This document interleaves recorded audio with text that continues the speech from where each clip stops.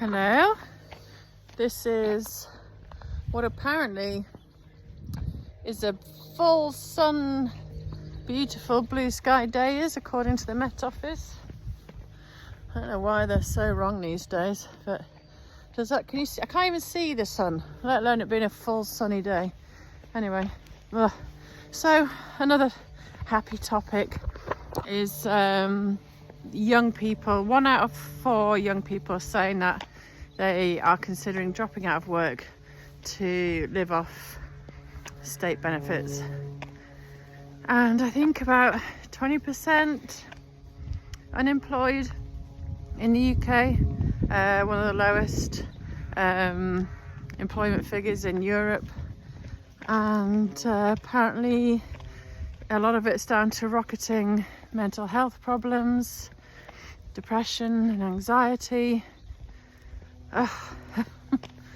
And on top of that, we've apparently got 1 million foreign people on welfare, costing billions every year. And it's something that I've talked about a lot in terms of, if you keep having less and less putting into the pot and more taking out, it's not going to end well. So going back to the kids and the young, it's a very complex topic, really. As ever, lots of strands leading to one essential point. But again, in my granddad's era, people had real pride. Not only would they often wear ties and shirts every day, they would hate to be on any kind of benefit and would do everything they could to not be on benefits and to come off as quick as possible.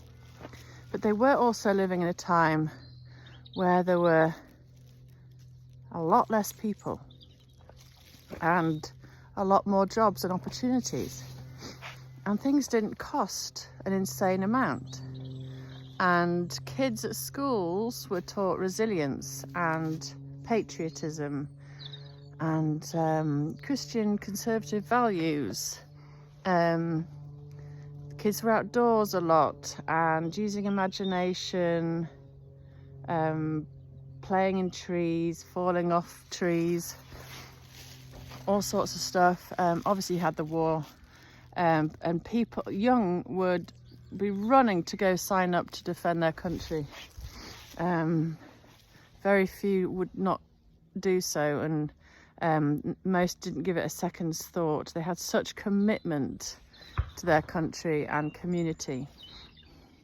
So there's so many things going wrong, and it, again, a lot of it starts with education, teaching kids resilience, teaching kids can do. We need to stop these weekly lessons talking about toxic masculinity and white privilege and 100 genders. And ideally, stop talking about mental health as much, because, you talk a lot about it, it plants lots of seeds. We just need to equip kids with the tools to progress and to succeed. So you need to get on with the patriotism, the thick-skinned can-do attitude, get them out doing forest schools, get them out doing more sports. You need to bring back all the kind of cadet military groups, which I think Labour are cutting back on and cutting finance for. So you've got all of that. You then need to, and again, in my opinion, stop immigration altogether, other than the odd one person where they have some finite kind of rare experience that we cannot find in this country, and have negative net migration for a long time, until you get the population down to levels seen in the 60s and 70s, where economies of scale worked, public services coped, and there were jobs for people to find. So kids kind of were happier in their community, things working, and you could see hope and opportunity. We obviously need to get rid of DEI, like yesterday. Like, I applied for 2 jobs for my teenage son, just waiter kind of local cafes, things like that, and in a popular clothing retail shop, which has lots of shops all around the country. And in both instances, they were asking your nationality, skin colour, your religious background, your gender, your sexual orientation. They were asking if you were the first kid in your family to want to go to uni, whether you'd had free school meals, all of this. And he didn't get either for just waiter jobs. And I've seen them keep repeating the same advert. So kids are like, what's the point? And again, I've spoken about amazing students that don't get into any of their uni places and are told by their teachers that if you're white, British, particularly male, and particularly if you come from a decent, okay background, you can forget it. Yet we're then told we've got no nurses and we need to ship more people in who have more families, who need more welfare. And the whole thing is just so aggressive and negative and divisive. So kids are thinking, what's the point? I told you about my teenagers seeing people stealing sandwiches in a shop and thinking, why am I paying when everyone else seems to be nicking it? The breakdown of society is so huge, and it is in all aspects. You then have like my stepdad had to go into care, and all of his savings went to pay for that care. Everything went. Yet a neighbour in the same village went to the same care home, got everything for free. So again, people are like, why am I working really hard with particularly this government? They're just going to take everything and tax me to death, and I can't leave anything to kids. Sorry. And what's the point? What's the point in whipping myself 5 days out of 7 minimum, hours and hours, getting stressed, if I'm gonna get taxed like an idiot, get no help from the state? You know, you see Hungary are offering women with 2 kids that will mean you no longer have to pay income tax for life. You know, they're really supporting their people, their families, the young, and they're really proud of their culture, and people want to work and do something and add to their society. Here, you're taught that you've got, you know, that if you're toxic masculine or you're white and you're bad and our history's bad, and they're making you hate your own country, so you've got no pride. Everyone seems to be put before yourself. The country's going to pot, nothing works, and you get taxed like an idiot.